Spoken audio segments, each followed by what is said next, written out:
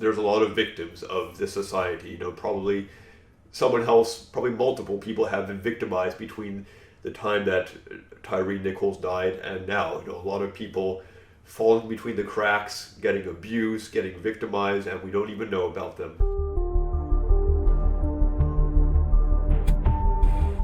Hi everyone, thanks for watching. If you like what I'm doing, please be sure to click the like button and subscribe to the channel. I would really appreciate it. I'm going to start off by reading here a bit from the first epistle of John, where he says, "Love not the world, neither the things that are in the world. If any man love the world, the love of the Father is not in him. For all that is in the world, the lust of the flesh, and the lust of the eyes, and the pride of life, is not of the Father, but is of the world. And the world passes away, and the lust thereof. But he that doeth the will of God abideth forever." I'm going to continue on now into Romans chapter 8. It says, "For they that are after the flesh do mind the things of the flesh, but they that are after the Spirit, the things of the Spirit. For to be carnally minded is death, and to be spiritually minded is life and peace. Because the carnal mind is enmity against God, for it is not subject to the law of God, neither indeed can be. So then they that are in the flesh cannot please God." Jesus told us to pray in what we call the Lord's Prayer, praying to God the Father. "Your kingdom come, your will be done on earth as it is in heaven." There is just so much that we see on the earth that is not according to God's will. So much injustice within a system of injustice that is built within a context of injustice, and rebellion and sin against God's laws and against God's will for how we're supposed to live and how things are supposed to turn out. And I wanted to read these verses from the Epistle of John and Paul's epistle to the Romans, just kind of helping to put things in perspective of, what it is that we're told to watch out for, what it is that we're told to look for, how we're supposed to act in a way that pleases God and brings about the results that are pleasing to God. This death, yet another death of a young man during an interaction with a police department, this time in Memphis Police Department, 5 officers beating a man to death over a traffic stop. Such a sad, terrible thing, such a sad waste, sad loss of life. You see the pictures of this man who died, and you to think about how his story ended, how his potential for the future ended, how his personality, the things unique to him, how they ended, and how they are now gone from us and can't be brought back. It's something that happens so often, and I think it's got to make you wonder, is it worth it? Is it worth having these structures and having authority arranged the way that we decide to arrange it, and having these norms and laws, and having just all the things that make up our society? Is it worth it if it takes people in and kills them and ends them?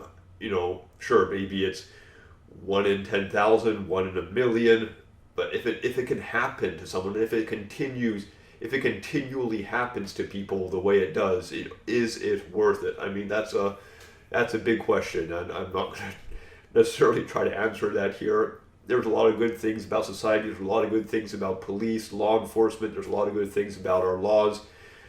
But then when they kill people, and in this case you have 5 police officers working together to murder somebody, and it's got to make you question things. And it's not just a question of, should these officers be put on trial, as they are now facing trial for murder, but I think it's got to make you question the whole reasoning behind these structures. We got to question things that end up killing people, and question things that lead to death. That's what the early Christians did. That's what Jesus taught his followers to do. We're going to question these things. We're going to find the root cause of these things, and we're going to reject them, and we're going to turn towards life. We're going to turn towards God's will, the establishment of God's kingdom wherein is righteousness. So it's good and wholesome to doubt, question things that are not necessarily of God and are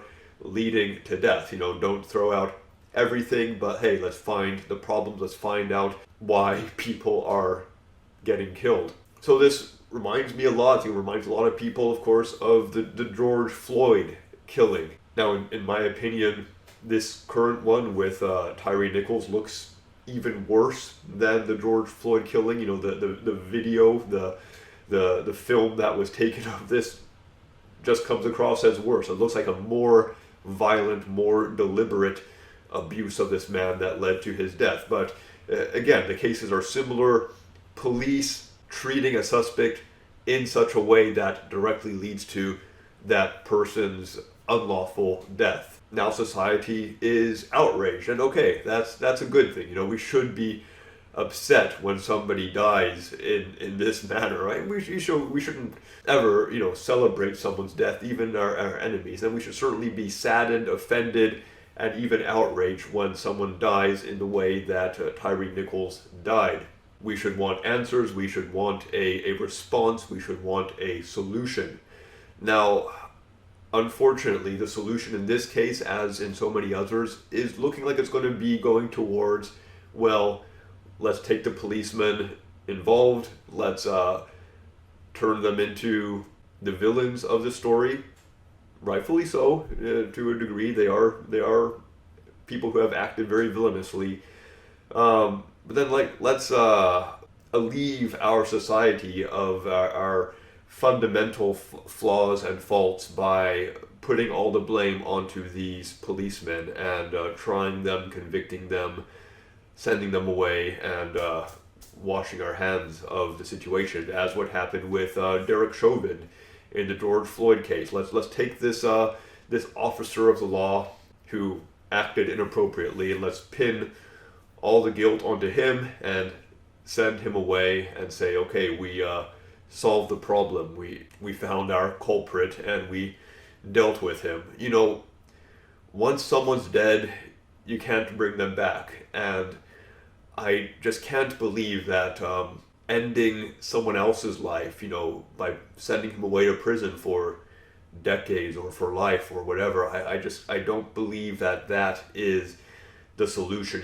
We want these officers of the law to have mercy on the people that they apprehend, and by the very same measure, we have to see the humanity in these officers and learn to have mercy on them, see what their story could be, and not implement the law of sin and death in our justice towards them as they did towards their victims, as they did towards George Floyd's and Tyre Nichols. You look at the 5 police officers, Memphis police officers in this case, all these young men. It's just so sad to think what man's systems, what society does to people, that brings them in, says, you're going to be a policeman, and we're going to give you this authority, we're going to give you these weapons, we're going to give you this prestige and this salary and this support so you can go out and do these things. And something in the way that these people are developed and that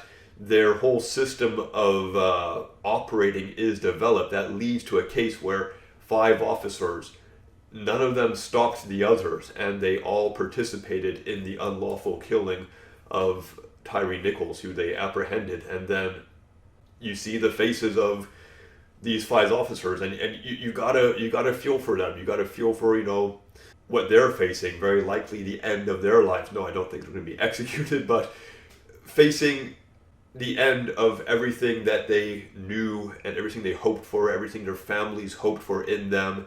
That is gone. There is going to be just so much hurt and heartbreak continuing on from this horrific mistake that they made. And now there's these EMTs that were involved that, again, these young guys, you see the faces of the 2 Memphis Fire Department EMTs who participated. I think One started in 2019, the other started in 2020. These guys look like they're in their early 20s, and they're probably finished also. They're maybe not going to be facing prison, but they're going to suffer terrible consequences for whatever their involvement was. I'm not sure why they're considered guilty, but for whatever reason they are. And then their lieutenant also, an older looking woman, looks like she's in her 50s maybe, who also came on the scene, and her career is over too. What I want to bring out with all this, it may sound a little rambling, but just the way the sins of the world hurt people. They literally kill people, they crush hope, they crush the goodness that was in people, they bring out the worst in people. There's a real sickness in our society, and we don't heal it just by turning on the obvious perpetrators who are very often kind of low-level officials in this system. They're out there doing the dirty work. The Derek Chauvins and his accomplices, I forget their names, and the officers involved in this, these officers Smith, Mills, Martin, Haley, Tadarius. We're going to pin all of our societal guilt onto these people, send them away while the highly paid pundits get to do their thing on television and on the internet and in print, whether it's the race baiters on the right wing or on the left wing. They're going to spin these things in their way, get their attention, get people riled up towards whatever their political agenda is. They're going to make a lot of money off of it, and the sorrow will continue, and these problems will continue until they claim their next victim. And there's a lot of victims of this society. Probably someone else, probably multiple people have been victimized between the time that Tyre Nichols died and now. A lot of people falling between the cracks, getting abused, getting victimized, and we don't even know about them. I want to close by reading a little more from the first epistle of John.